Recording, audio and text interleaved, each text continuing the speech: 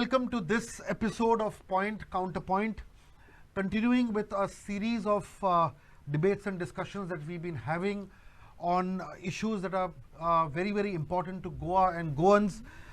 We come this week with an episode and a discussion on an alarming issue that we need to place before the public. And the whole issue is, it's a twin issue of drunken driving and at the same time on the increase in the number of accidents. Of course, we've done an episode on road accidents and the alarming increase in road accidents, and that spate is never ending and it's continuing all the time. But the issue here, which is going to be focused on a little bit more on the increasing cases of drunken driving. And the catalyst for this discussion also is the fact that in the month of July, there was one shocking incident where a car crashed into the Zuari and fell there, and one woman and three men passed away. The backstory here is that, of course, there was a lot of drinking happening, because we know for a fact there is video evidence on how there was, they had consumed liquor before that journey. Then less than a week ago, there was an incident in Chikali where a 17-year-old boy hit a woman, a 40-year-old woman. He was driving a car allegedly under the influence of alcohol. There were bottles of alcohol found in the car, and of course the 40-year-old lady died a shocking death, leaving behind a husband, children and a family. The reason why we need to do this also is, it is not only about the person who is dying, but about who the person is leaving behind. And there are so many such instances of parents, children and others who have this lifelong scar and that lifelong gap in their lives when something like this happens. And of course there are people who are crusading against it, speaking against it. But let us have a nice, holistic, fruitful, healthy discussion on what we can do to not only curb but eradicate drunken driving, and on the larger issue of controlling accidents. My guests this evening, on my right, Datta Prasad Naik, who heads the Goa Liquor Traders Association, and a veteran of sorts as far as this industry and topic is concerned. Next to him, we are very happy to have Mr. Edwin D'Souza, the Assistant Director of Transport of Goa. He himself and his department plays an important role in controlling, supervising and ensuring that our roads are safer, as much as they can within their domain of licensing and so on and so forth. We'll get into a lot of that in this debate. And next to me on my left is Moses Pinto, advocate, author, and one of his books, Practice Traffic Yoga, was one of the pioneering journals and books which has been used by even government departments and others to on the issue of road safety, traffic, and essentially on safe driving. And last but not the least, we have Mr. Dilip Naik, who is the convener of the Road Safety Forum in Goa, where he crusades and does a lot of advocacy on road safety. I will start from the right and get Prasad in right away. See, Prasad, the whole cases of drunken driving is increasing, and drunken driving happens when people are drunk. People are drunk when they consume liquor, and by and large they'll consume liquor either at a bar sitting down, or they'll buy liquor from a liquor shop and take it in the car and drink. Now, obviously, you can't stop anybody from coming to your place and picking up liquor. But the point is, as a responsible, a business person in this whole sector, what do you think is going wrong? Why are the instances of drunken driving increasing? See, first of all, we have been always highlighting to the government as well as to the people of Goa that there is irresponsible drinking that's happening in Goa. We have seen there are too many licenses being issued. There are too many wine shops. Every housing colony is having a wine shop at the entrance. Every new hotel is coming, there is a wine shop at the entrance. So there is alcohol is very easily available. Alcohol is not something like a soft drink or milk that we are selling. that you can just make it easily and freely available. So there are too many licenses in Goa. We have always been saying that stop giving more licenses. We are a very small state. And you know, when there are so many wine shops, it becomes very easy for the younger generation to have access to alcohol. Like I remember in our childhood days when we were in school or and we were in college, more than school, I would say college. If some of our friends wanted to have some beer, he used to get scared to go to a wine shop. He used to go slowly, hiding, you know, try to get one beer and then, you know, hide somewhere and drink. But that's not the case now. Like I see people in uniform, school uniform, they come to a shop, they buy alcohol, they bunk their classes. And in all my 4 shops, like I am a responsible person who knows what is good for the state. All our staff is strictly instructed that anybody who is coming in school uniform should not be sold any liquor bottles. So that responsible selling is very much needed, which we as Goa Liquor Traders Association has informed all our dealers that we should do responsible selling. Now, when we say that, there are many shops who are violating this. We have seen across Goa, there are people standing outside liquor shops and drinking. We have been even highlighting this thing about our own members to the excise department and to the police station, but there is no action being taken. So the government has to act on this. There has to be some strictness. Tourists who come here for holiday, they feel that, you know, staying 2 days in Goa, that means they have bought Goa. They have the freedom to do whatever they want. So that should not happen. We recently we had seen that video. One tourist was standing on top and he was driving a Thar jeep with his legs. Right, absolutely. So all these things are happening, and you cannot blame the wine shop owners for this. Sure. Or for that matter, even restaurant owners for this. So responsible usage of alcohol is needed, and there should be some fear. It's not that many people say, "Aao, jao, going tumhara." That is not the case here. There has to be some fear that the police are strict enough in Goa, which is not happening. The government is strict enough on acting against drugs and alcohol. That is not happening. So we have also seen the recent crime rate, because there is no fear. People think they can just get off the law.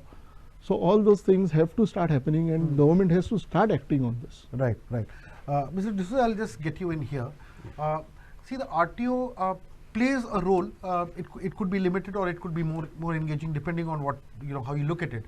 But I think the one issue that is coming up is the easy availability of licenses. When I say easy availability, which probably means that, you know, we need to see whether more can be done to ensure that the whole licensing process is a little more strict.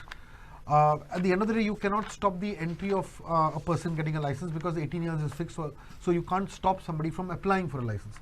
But can you all kind of bring in more effective measures to have deterrence, to kind of see that the licensing process becomes a little more strict, so that whatever you can do at the initial stage can be done to prevent these kind of things? See, what has happened now is the learner's license what we issue, it has been online. Right. There is a test online, and a person, a child or or adult, you can say, after 18, he goes for a learner's test. He answers an online test and he gets a learner's. Right. And the let me tell you what is the procedure. Right. And in a month's time, not before 30 days, he can go and apply for a permanent license. That too online? No, it is not online. Then he has to come, he has to give a skill test is there. Right. Then he goes through the test, and that is how he gets a license. Right. So, see, whatever we can do, we have been doing. You know, a test has been taken on a road. It is physically done. So a person drives on the road, and then only a license has been issued with all the due formalities and with due precautions what has been taken. Right. So what you're essentially saying is that there is nothing more that can be done to kind of do this. No, I'm just asking you as a professional. Do you feel that it'll be better if there are some more checks and balances to see whether, you know, the person is actually aware of all the rules and regulations and so on and so forth? See, so what happens is, at the time of taking a test, a person knows everything. He goes through all the tests. He shows, like, you know, adjusting a mirror, for example, taking a lane, keeping a lane to the left hand drive, driving on the roundabout, how he used to do. But the moment, probably when he gets a license, we see him, violating all the laws. We Right. see him, Another thing I want to ask before I bring Moses into this is that, see, when a person commits an accident or takes a life, and it is proven that the driver was driving rashly and or was under the influence of liquor. Now, suppose that data is available with you on a case-to-case basis. Can't there be a law which ensures that the license of that person is suspended indefinitely if he actually takes a life no, driving? it is done. See, now the data has been collected under a database by it is called as IRD, Okay. Integrated Road Accident Database. So they create a database wherein there are 5 departments which are involved in this. One would be transport, the other would be police, health department, and highways. Right. So the database, what is gathered there, the data is been incorporated from all these departments. Okay. Transport will go and feed its data. Police will go on the site. They will check how the accident is been done. The health will give its data. So all that is fed, and this data is been taken up so that to identify some black spots Okay. on the road accident. Right. And this then is charge sheeted. Okay. This is the case of 184. It would be rash driving. Right. And drunken driving would be a case of 185. Right. Both these cases, if it's a serious accident, it would be charge sheeted. Simultaneously, the case would be sent to us also by the police Right. for suspension. And immediately, in case of drunken driving, at least, immediately the license is suspended for 3 months. Immediately. And even in 184, that is a dangerous driving, when the case is forwarded to us for suspension, it is done. Minimum of 3 months. So my question is that 3 months, is it enough? No, it is minimum of 3 months. It could go up to 6 months. There are more deterrents. Sometimes it is even made to 6 months. And the court sometimes gives, now if you go to see, the court has given even for 1 year, 2 years and all. So your license is suspended. He is debarred from driving. No, I'll come back to it. Just that, there are voices increasing saying that is it enough or not? Should the person be denied a license for at least the rest of his life or at least for 5 years?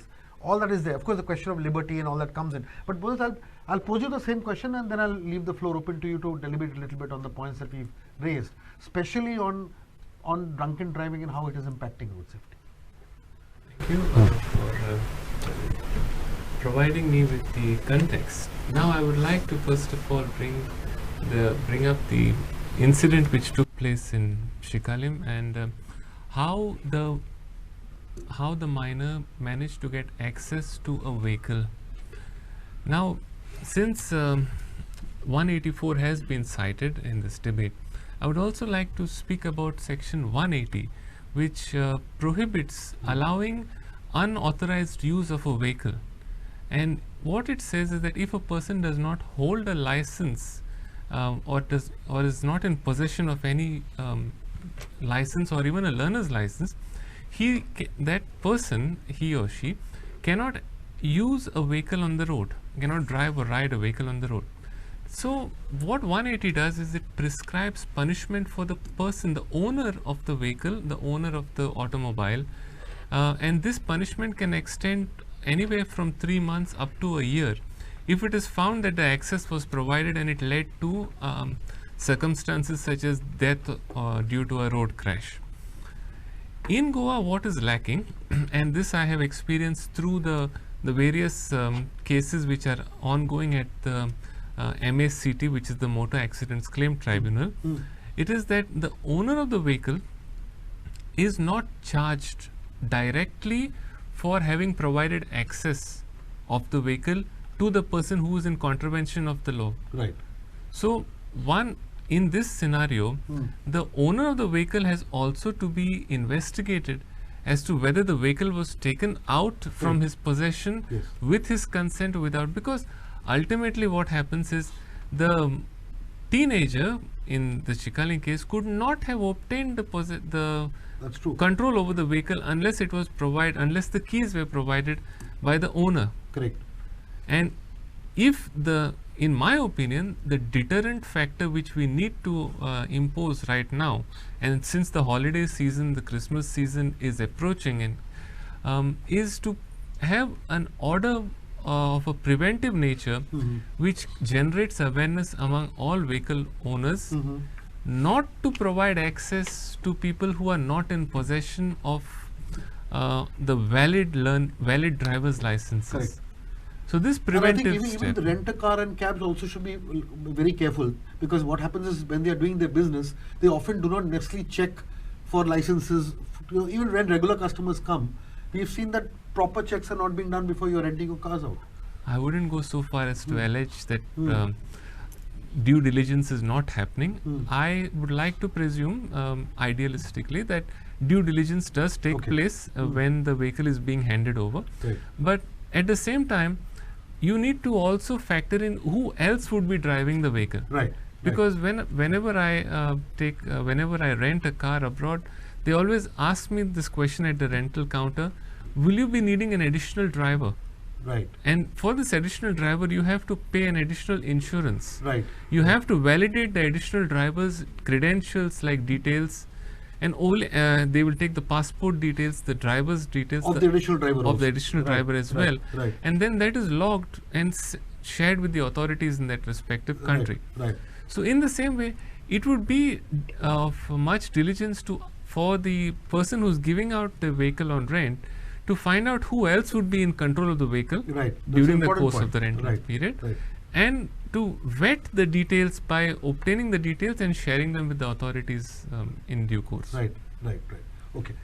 But again, just to get you a little bit more before we go to Dilip, is also this increase in the rate of accidents, and with a lot of these drunken driving cases coming up. In Yes. fact, I will just cite 2 or 3 major ones that come to light. One was an incident in Kolva where policemen lost their lives because of rash and drunken driving. That was one that happened about 6 to 7 months ago.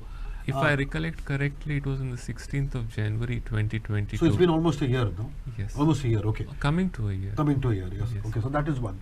The another incident was where it happened in Panjim, where early in the morning there was a couple which was either going for a morning walk or they were on Morning walk, a two-wheeler, yes. and then there was a car full of An young SUV kids, dashed. and they dash, and one is aware that there was, but I mean, though the general knowledge is that they were all under the influence of liquor, finally the particular report that came out didn't show it. So we are not getting to any allegations, but we are talking of what people have seen and what really happened, but the reports don't match up to it. So as a result of which, not much action can be taken against people who are doing this rash driving. The point here, they're twofold. Number, according to you, why are the cases of drunken driving increasing, and why are there not enough checks and balances to prevent it? Thank you for the question. Sure. My opinion, since I am dealing with the law on a regular basis, first and foremost is the prospect of facing trial does not, for actions in contravention of the Motor Vehicles Act, does not have much of a deterrent effect upon the person who engages in rash and negligent acts on the road. But just think for it in another aspect. I have come across presumptions in the Indian Evidence Act. Let's go a step further. Presumptions, for instance, I will take the example of 498A, that is cruelty to a spouse, a woman, and when it is found that a newly married bride has expired due to unnatural circumstances or facing an unnatural death, the presumption is that the in-laws are also to be investigated and charged for the cruelty, and the angle of dowry is also investigated. Right. So there is a presumption of complicity, of conspiracy. In this scenario, in road safety, why can't there be a presumption that this act will lead to this consequence? Right. It is always seen after, the aftermath is always judged. The trial only looks at the set of facts and gives a judgment on the aftermath of this, Right. post facto. Right. Here in this scenario, if we want to be preventive, if we want to be proactive, it would be better to have a presumptive approach.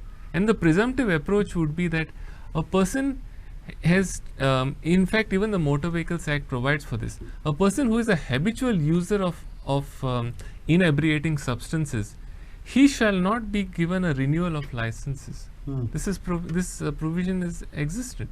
In the same way, why can't it be presumed that certain group of drivers, like for instance the new group that is from 18 to 21, these group, their judgment may not be at par with someone who is a seasoned driver.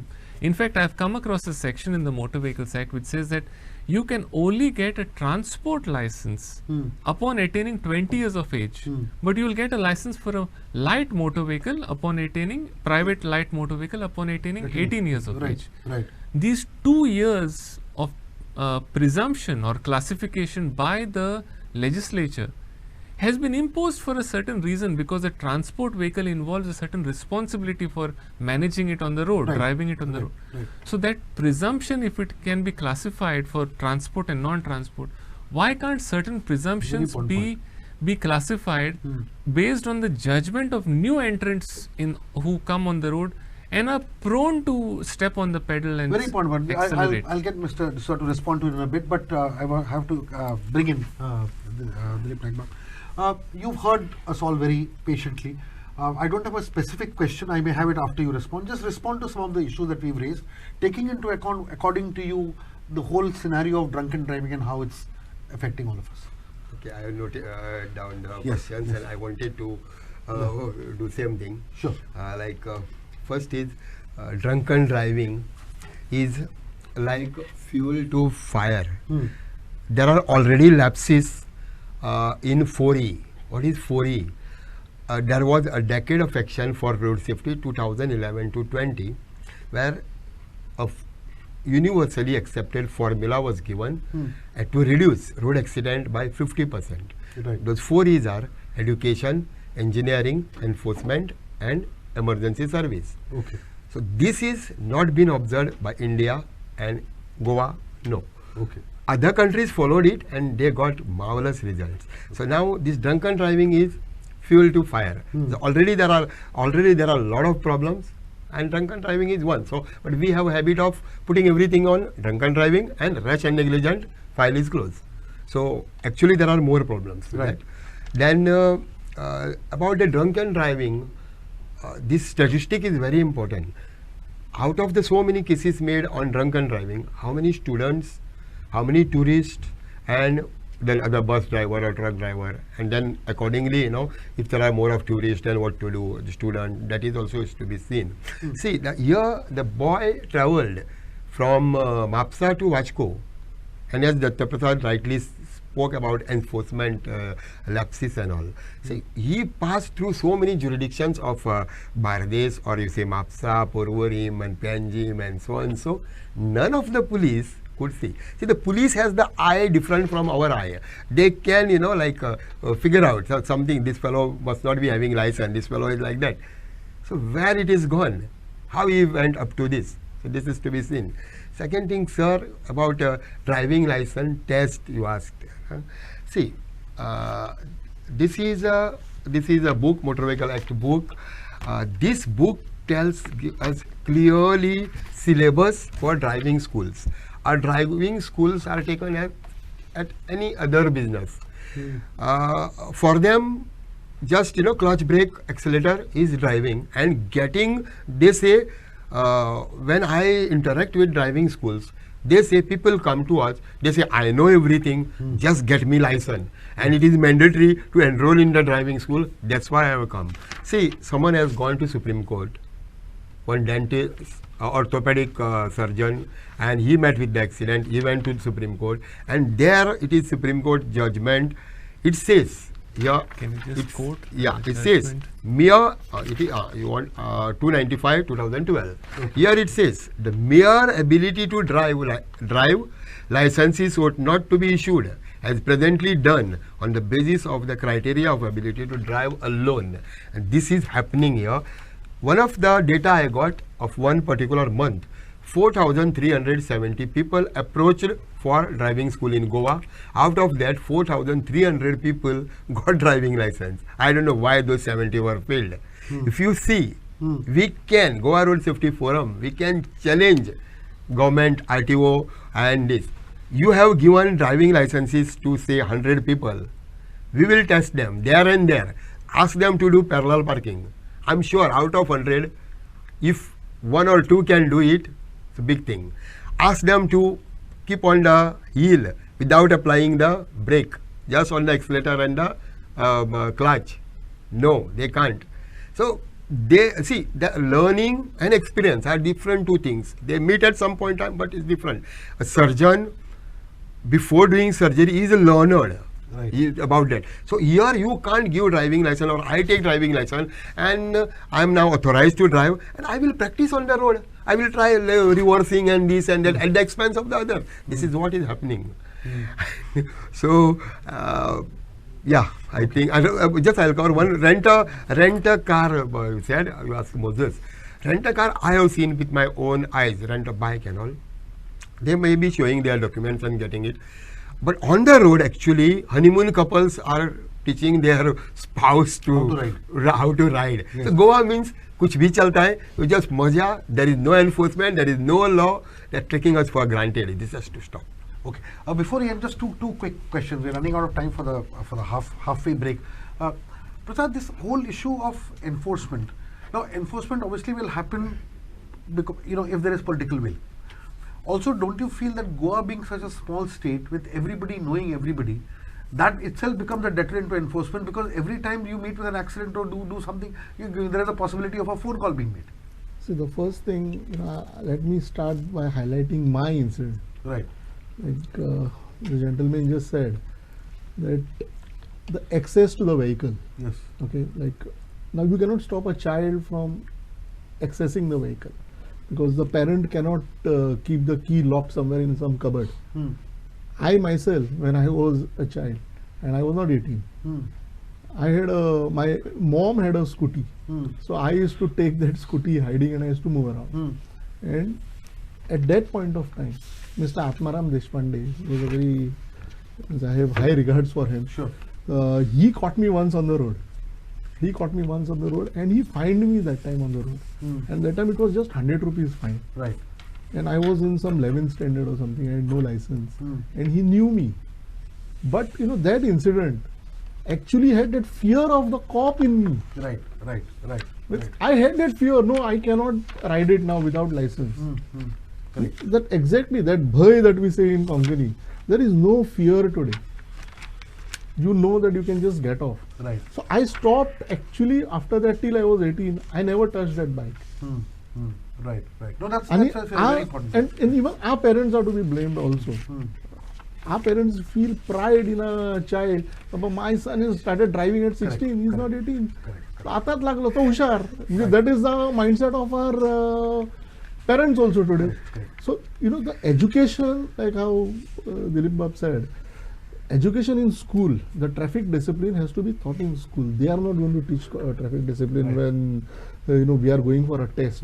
Nor that driving school person is going to teach you traffic discipline in those 21 odd days that somebody goes to learn.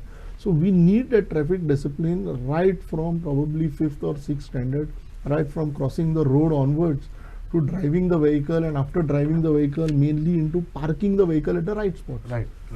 We just park the vehicles anywhere on the main road, on DB Bandodkar road. We park our vehicles like outside Dempo House over there and we go to buy fish. And we are creating nuisance to others. The bus drivers, they just park the bus anyway. They to alight the passengers. The passengers get off, get in, and you know how the bus is parked. So this nuisance has to stop, and it can only stop probably in another 10-15 years. That is, if now at the school level we start educating our children. And these generations have to learn about this traffic discipline. So that has to happen. And mainly again the fear of the law. The fear of the law has to set in. Yes. Like boss just said that Chekalim accident, he came from Bapsa till here. Correct. There was so passed through so many jurisdictions. Now if you just cross the Mandavi bridge, there are not RTO, but there are traffic police waiting over there. They will never stop a Goa car. They are only interested in outside number plates and those yellow self-driven car number plates. Why? That everybody knows. How many people are actually fined, that also everybody knows. So this is what the role of the traffic police is. He's not interested in having a smooth flow of traffic. He's only interested in catching those people. You see, there is a chaos over there at the circle, Mauritius circle. But he's not interested in going there and clearing the traffic. He is more interested in stopping those yellow number plate bike guys and those rent-a-cab guys and outside cars. This was just a quick response to what Moses said. He mentioned a couple of very interesting points on this whole sequencing the different age groups and having laws specific to those age groups. You can just respond to those. Yes, points. very rightly said. Yes. Actually, I'm very glad that Advocate Moses brought up that. See, there is a section 180, Motor Vehicle Act 180. It says that allowing somebody to drive who is unauthorized should be penalized. And section 188, penalizes that person evading the act. Right. So we all say we are responsible citizens. We know our children. We should not give. I mean, see, today the state is, I will not name a school. In one school, I see children at age of 16 or 15. Sometimes one or twice I send my officers there to check. But when they see your officer, they will not come with the bike. Right. So it is I feel it is a responsibility of the parents also, and the parents also should know that they can be penalized under this section 180 for allowing the children to drive or to ride, and under 188 for evading the act. No, there was one point that he made was a very good point. Where he says that there are certain groups that are more vulnerable than others. It is after so somebody between 18 and 21 will have different skill sets and maturity than. No. What he said is the right point. Yes. For transport vehicles, we say it is 20 years or 1 year experience. Right. It is 1 year experience after driving. Right. So it is conclusively added that when you are going to drive a transport vehicle, it would be a goods vehicle, it would be a passenger vehicle, it could be a taxi tomorrow with a transport license. He would avail a taxi license, that is a badge, what we call. Right. Or he would be driving a minibus or a bus. So he should gain an experience. But the general impression or the act has been made with the impression that at the age of 18, when you start driving, you are a responsible citizen and you will be driving responsibly. Right. But 20 is made for transport is because you will be taking other people also, you will be carrying the risk of other people along with you. So 1 year experience is asked for you so that you can drive, you gain experience, and then you will be taking other people. So you would be protecting the other people whom you are carrying because you have a year experience. Moses, without further ado, I'll go straight into the question. And the question is that, look, now what has happened is, of course, we are talking about accidents and drunken driving. And the season is coming up. We are well into the season where a lot of this is going to happen. December, January, February, when there will be a lot of parties, tourists coming in, people obviously driving under the influence of alcohol. Before we get into a specific thing, one question is that when we go abroad, or even when we go to, say, Bangalore or Delhi or Bombay, there is always a designated driver in a group of 4 or 5 people who are partying. The designated driver does not drink. There is that discipline which is there even within groups of Indians in other cities. What changes when they come to Goa? For instance, the same group of young people in Bangalore who would go to a pub where one friend will not drink, or they will take a taxi home or an Uber home. But when the same people come to Goa, that completely changes, because all of them, they drink and they probably drive. We can also bring in another fact that since there is no public transport, this issue of drunken driving also increases. So I'd just like to touch upon these aspects, the social aspects of this also. Well, first of all, what I have found while traveling abroad and even in other states of India is that the accessibility towards carpooling and towards public transport at odd hours of the evening are always made available. Yes. So the logistics of being able to access an alternate mode of transport is what enables the person to actually partake in the revelry that is going on along with his friends. Yes. But here in Goa, of course, the road network is facing infrastructural difficulties. But more importantly, you don't have a bus service, for instance, in the late hours of the evening or even at night or early morning, you don't have Even a taxi service. you don't have yes. have an app which you can easily call for a lift home. That being said, what I've always found out through many instances I have heard is that a designated driver would always be under the social pressure to partake in the consumption of alcohol, because otherwise it would seem rude. And social No, but in gatherings. places like Bangalore and Bombay, I've seen this. Now that discipline has come into people. For instance, if you're a designated driver on one night, the next day your friend would be. That discipline is there. In Goa, what happens is somehow or the other, of course, that discipline is not there. Secondly, the point here is there are no alternative modes of transport. Yes. So that is But more than the alternative modes of transport, what needs to be seen is that you can't be in the presence of a flock of people together and not try to mimic their behavior. right, right. So the fact still remains is that what is the deterrent action that is being taken at that instance, at that event. Like take for instance, I was recently at a wedding, and what I came across is that all the invitees come and park their cars at the lawns Right. where the wedding reception is being hosted, and eventually there is an understanding that the very same people who have access to the alcohol in the bar of that lawn would subsequently Get into towards the the car and end drive, of the yes. end of the evening would get into the car and drive away, Right. and they are expected to drive away. Otherwise, there is no other means of transport for those invitees. Correct, correct. So, in that instance, what should be the more responsible behavior is that the person who's inviting these guests should ensure that they are providing a carpooling service or a bus service to drop off these people. Yeah, but in Otherwise, Goa don't this is very provide the idealistic, but access. where does it happen? The issue is that your point is very well taken. The practicality of this is becomes difficult. The because- financial aspect is impossible for what he's suggesting. Yeah, but Well, first of all, people take loan and get their child married. So, no, they are not effective going to afford transportation, this but service. alternate transportation Of course, yes, system, apps. for the Yes. richer class, you can think of, but practically, it's not going to happen. Yeah, I'll just come back to it a little bit. Dilip, taking off from where we left off, there are 2 or 3 societal reasons and the ecosystem of Goa which lends itself to, see what happens is, weddings is one thing, but if you look at the number of bars and restaurants that are available and the spots where alcohol can be consumed, you don't necessarily have to go to the party belt.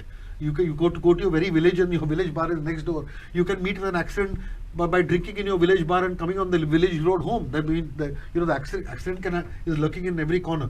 So also the sheer availability of alcohol in public is also one of the reasons why accidents also happen. So can you just dwell a little bit on that? And Yeah. See, alcohol availability is there, so many bars are there. That is one side of it. Okay, people want to drinking. But on other side, if we strengthen the enforcement, if there is a fear that if I drink, I will be caught. That fear is not there.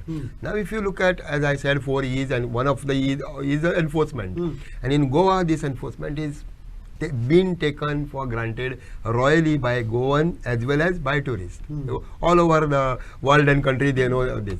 So now then, when coming to enforcement, how it is done in Goa? It is done by traffic police, sometimes by RTO inspectors. Then we have in some places CCTV is standing but working, not working is a question. This is much what we call gadgets, CCTV and all.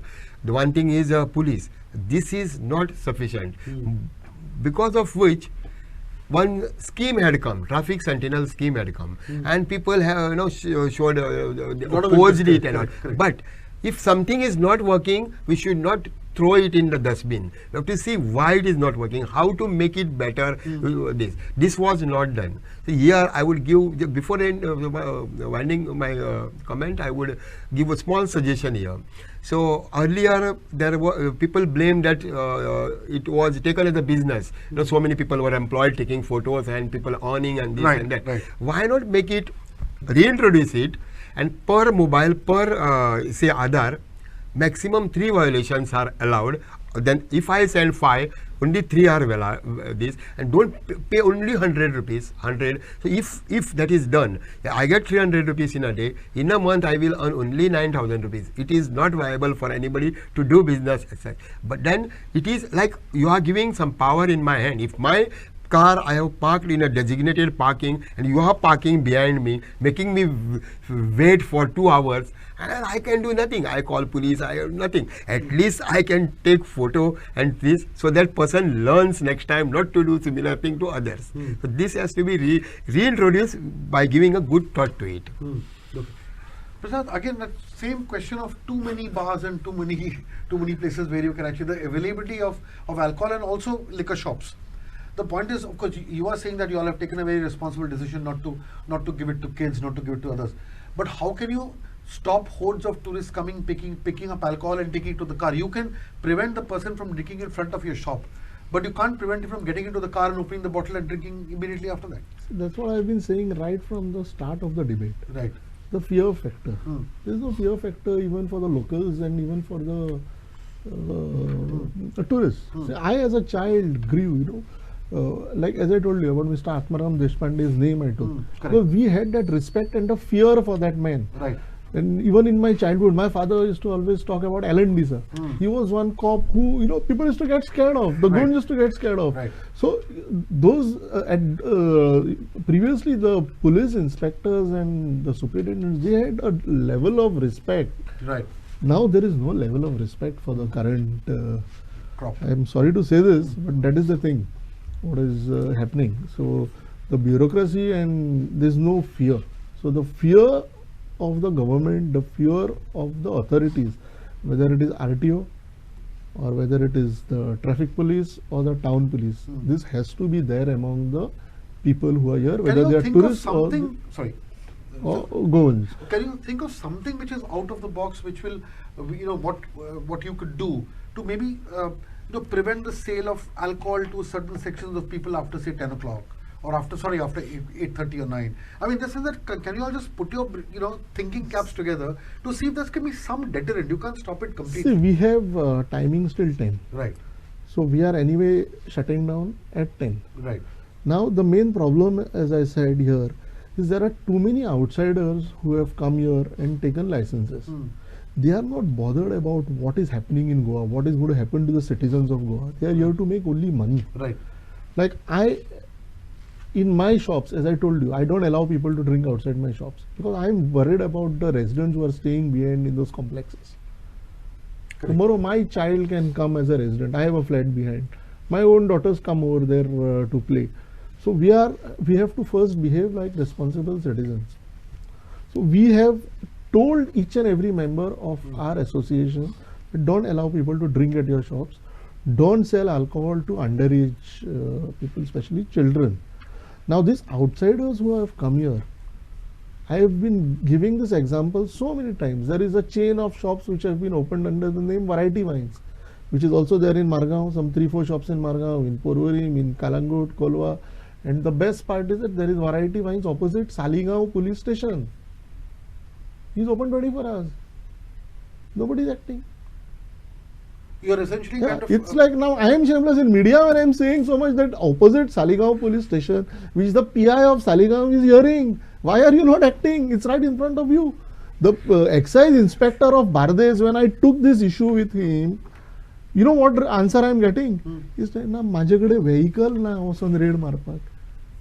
आमचे vehicle breakdown झाला." This is the response from the excise inspector of Bardes. It's such a shame. That is exactly what I am telling you. The fear of inspectors is a different issue here. Right. The will to go and act against these people only is not there.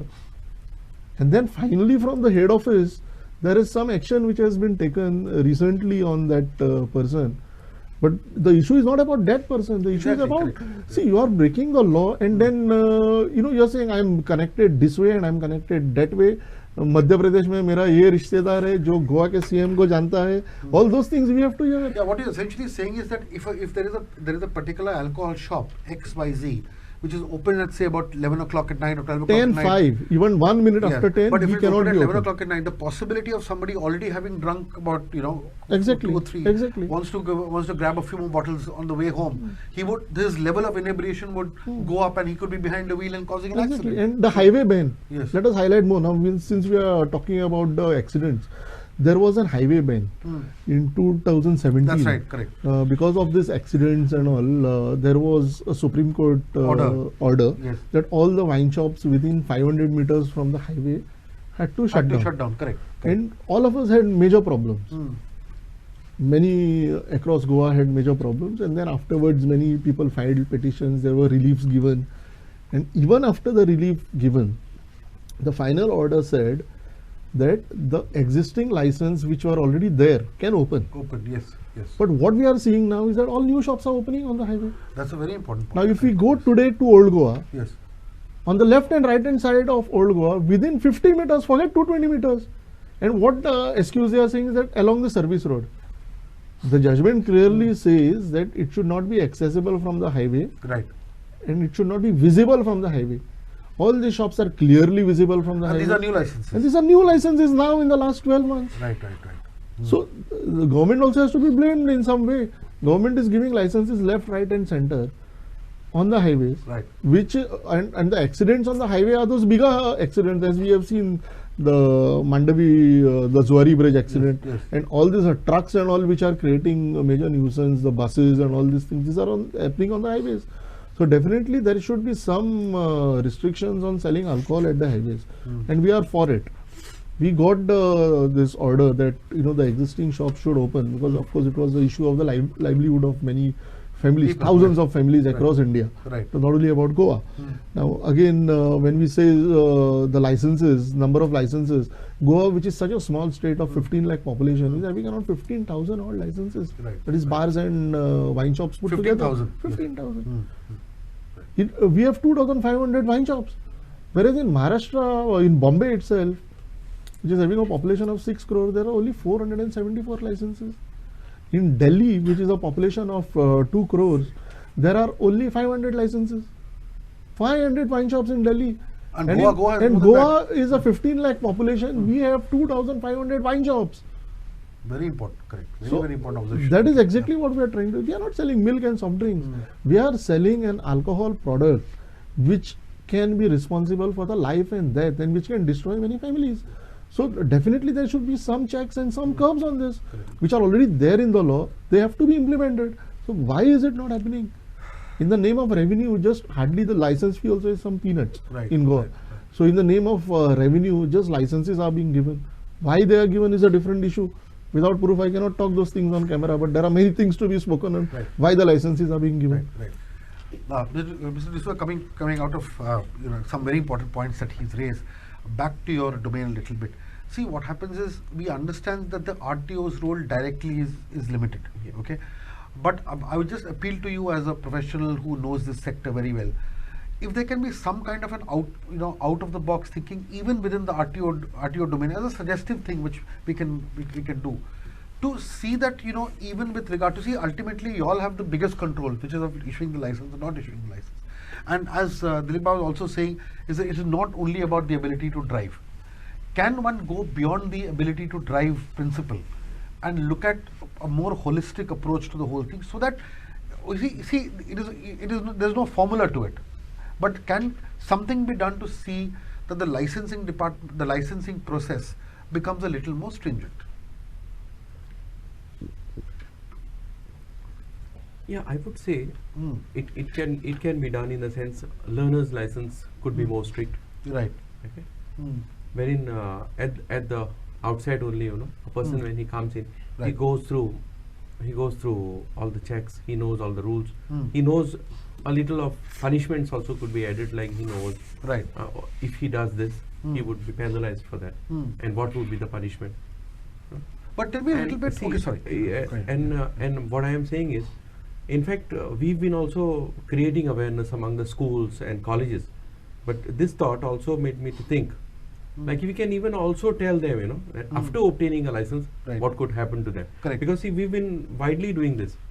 Yeah, tell us a little bit about awareness. That's very important. Yeah. What could the role that RTO could play in We are creating doing- awareness in schools and colleges? and No, other no, places? we are doing. In fact, Okay, yeah. we are, every year it has been done twice. We have done one called as National Road Safety Week, Right. and we have one more called as Goa Road Safety Week. Right. That's the State Road Safety Week. Right. What we do. Right. In this week, it is a 7-day program what we do, and in this week we vigorously go out, and we would be creating awareness in the schools, colleges, and there would be deliberations in among the people at the taxi stands and wherever possible, and we would be creating a lot of awareness among the road also Right. on the road. Right.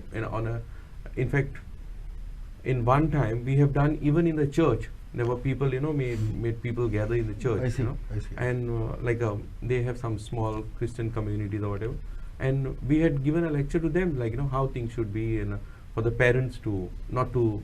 In fact, what Advocate Moses said about 180, not to allow children to use their bikes, even how to carry. You should already wear a helmet. Right. But this thought of creating a sensitivity among them, that if this is happening, then you would be penalized for that. Yes, yes. We can take it up also. Correct, important. Yeah. Moses, coming to the hard aspect of law, charge sheeting cases, investigation into cases of drunken driving and otherwise, I'd like to draw your attention to the two cases which you are very well aware of. The first is the Kolwa incident, which you Yes. very rightly reminded us of when exactly it happened. Then I'm talking about the Panjim incident also. There are two things that come to mind. I'm sure you'll know more because you are in the profession. Now, when a drunken driving incident or a case happens and somebody is either arrested or released and the whole process starts, do you think that the law is the law may be a deterrent, but where are the problems or loopholes as far as investigations are concerned? To my mind, firstly, what happens is probably the report. Firstly, the breath analyzer equipment is not there at all points of time. Secondly, they are faulty. We did a story recently where we gave details of Yes. the total number of alcometers Functioning available and alcometers. functioning and not functioning. There are 33% of alcometers that are not functioning. Also, if you see, the distribution is very interesting. Now, it is distributed across 42 police stations. Now, when we say police stations, we also include the technical cells and other bodies that have the status of police stations. Yes. Okay. Now, out of these, say 42 odd police stations, say about 100 odd alcometers have been distributed. Now, in the whole state of Goa, is 100 enough? The second point is, out of the 100, there are say 70, 80 that are working. Okay, about 30 of them are not working. What is also very important is the distribution. For instance, you cannot equitably distribute it. You have to distribute it according to the number of bars and restaurants and whether it's a party area or not, or a hotspot or not. For instance, Anjuna, Kalangot, Baga will need more than maybe a Sangay or a Kepe would. Certainly. Let's put it this way. But again, it is very surprising to know that under the Anjuna police station, there is not a single alcometer there. There is one available with the cell, with the Battery? Yeah, there's only one. In the Kalangot police station jurisdiction area, there are 4. There are 4 alcometers only in the entire Kalangot jurisdiction. So what I'm essentially saying, in Panjim there are 7 or 8. I mean, there are 8 with 3 not functioning. So 5 are functioning. So these are firstly is you don't have the equipment to first test whether a person is drunk or not. Secondly, anybody who engages himself in any accident, he is taken for a medical. Now, Yes. those medical reports. Now, the medical reports come in say 2 days or 3 days. Okay. Now, often what happens is, because of the system and the propensity to manipulate the system by powerful forces, though we are not alleging, but it cannot be beyond doubt that all those reports are absolutely authentic. That again is an allegation, but the issue is that there have been allegations, there have been cases, and so on and so forth. Even if we take that part out, if you look at the time taken for the cases to come up in court, the charge sheets to be filed, what happens is that a person who is drunk and indulging in an accident, there is a fair chance that time would be the biggest healer as far as that person is concerned. And at this point of time, let us also pay homage to 2 or 3 policemen who were doing their duty and they lost their lives because of speeding drunken vehicles. So just your quick final Yes. thoughts on all these issues. Well, firstly, it would definitely be worthy to acknowledge the sacrifice of the policemen who have lost their lives due to the road accident or the road crash. But as you have rightly pointed out, that when it comes to time, the time taken in trial, the time taken in bringing out the facts before the court of law and eventually getting the judgment about conviction or acquittal, one thing we need to really appreciate is that the system is not based at par with the actual criminal justice system, because I would like to draw your awareness to section 279 of the Motor Vehicles Act, which says causing death by rash or negligent act. And this 279, with regards to the cognizance being taken about the death occurring of the victim of the road crash, the person who has committed the accident, the driver or the rider of the vehicle or the automobile, can be released upon a personal bond being furnished to the respective police station of that jurisdiction, and he can secure his release through his relatives. Right. And the personal bond would not be of more than a certain X amount of 1,000 rupees, like 10,000, 50,000. Now, this is certainly less stringent than when it comes to actual criminal trials for, say, for instance, for murder, where the bail has to be granted by the court, by the JMFC specifically. Yes. So, the instances where a person who takes the life of another person using a automobile can be released out on his own personal bond, right. whereas a person who is suspected of having committed a murder has to obtain a bail through a JMFC. The death is the same. Right. The loss of life is the same. The only question here is trying to classify the intention or the motive of the person under 302 of IPC or under 279 of Motor Vehicles Act. So, it is necessary to understand that every life lost should be treated in the same way. The procedure should be amalgamated and standardized. So, that would ensure that not every person who gets out is able to take it for granted that now I'm out and now I'm out on bail or even on the personal bond, and now my trial begins and I shall be able to engage a defense counsel who will eventually be able to bring out the truth and finally ensure that I may not have to face the conviction. There is always a probability, because the judicial mindset is based on facts and reasons. Sure. So eventually what happens is, it is necessary to have a certain presumption, and the presumption here is that when a person dies in a road crash, there should always be a presumption that the motive of the road user, even though it may have been a mishap, Right. the presumption and the onus should be placed on the person who was riding the motorcycle or driving the four-wheeler, Yes. and the presumption should be that this person intended to take the life. And then the onus of, or the shifting of the burden, the onus of the burden being shifted, the burden of proof, as we say in law, should be, that onus should be placed on the accused Yes. in order to show why it is not so. Right. So if we have this kind of presumptive reasoning before the law, then the judicial tendency would be to look at the instances of loss of life through a motor accident more stringently, and this would ensure that the system is more believable. It would create an assurance in the minds of the citizens that actually more is being done to tackle the issue, just to give justice to the families who have lost the lives of their relative or their breadwinner, and at the same time it would also ensure that it serves as a deterrent. Right. Dilip, same question, do sum up the debate for us. As Prasad Bab is remembering good officers, I also remember one good officer, RTO Inspector Kunekar. When I appeared for my two-wheeler driving license in 1991, he nicely failed me. He told me, pat on the back, you need some more practice. I remember him. So that is not happening now. So licensing process to be stricter, very simple thing. are there testing tracks in Goa? How much it will cost? Just identify a land, a small place, do some parking marking, one slope, and test on that. For two-wheeler now with your Activa type, what is there? Just On accelerator and they go. You say start, go 8 or something, done. They don't know when they come to the T junction.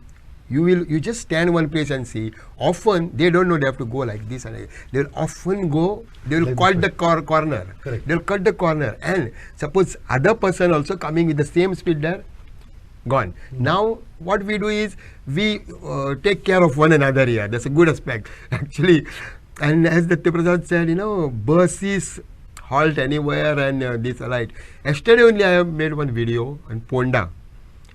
One bus coming from Upper Bazaar to Ponda Tisk, and he stops on the junction. First day nicely I told him, you drop the passenger just before 100 meters or cross the road and drop. He said and gone. Next day I did the video. Said stopping on the junction, and people are they want to overtake, and then on that T junction they overtake. So this is a RTO need to be stricter on this these people. And as far as and one more video I have done today. If you see my Facebook, you will find on T junction near Farmagudi Circle. There is IIT. An IIT engineering college. That road is busy, so many vehicles are coming, and then circle.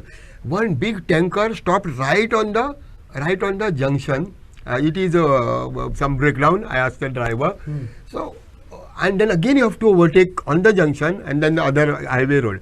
See, when such thing happen, you pull that, bring the crane, pull that vehicle immediately to the safe place and charge the owner double the amount. Give him 5 minutes time, 10 minutes time, or pull it, keep it to this. Because as Moses said, 279, causing death by negligence.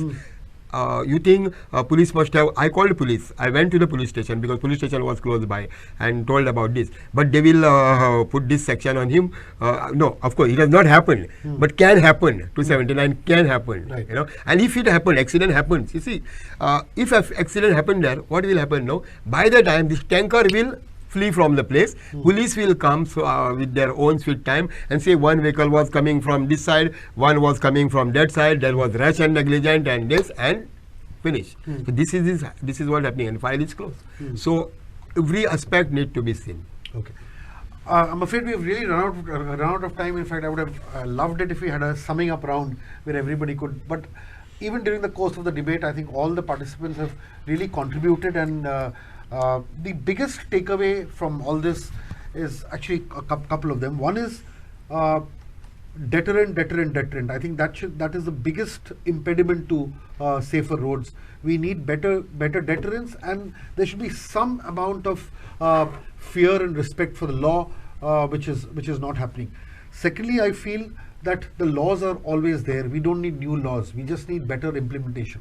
And thirdly, I think we need a little more responsibility, both from the point of view of people who are consuming alcohol and those who are selling it, as Datta Prasad rightly kind of laid out different instances where there has to be some amount of checks and balances, and liquor sellers also, in spite of all the rules and regulations and principles imposed, there are many who violate it. So all these things that need to be taken into account, perhaps as the Assistant Director of Transport very rightly said, that it is work in progress. A lot of improvements are being made, but maybe even as far as licensing is concerned and other things are concerned, there could be a little bit more out of the box thinking, so that there is greater amount of vigilance in this whole process, and it makes it a little more difficult for people to get licenses unless you're completely ready. Advocate Moses also gave very, very important aspects of law and otherwise, which added weight to this particular debate. The whole issue of speedier justice, speedier implementation, that is also extremely important. And treating every accident, whether it is through a gun or a sword or a lathi or a car, basically realizing that a death is a death and an unnatural death is an unnatural death, whether it's a driver behind the wheel or a cold-blooded murderer. The point here is that a life is lost. So the value of life, which he highlighted, is extremely important. And I think that is something that we need to take away, that with every death, with every funeral that takes place, with every cremation that takes place, you leave behind so many destroyed lives that are technically living but internally dead. And I think we need to think of those people, the survivors. And it is because of the survivors that we need better roads and safer roads. On this, I thank again my panelists once again, and we hope that this will be a small drop in the ocean towards our roads getting a little safer and less inebriated. Thank you so much.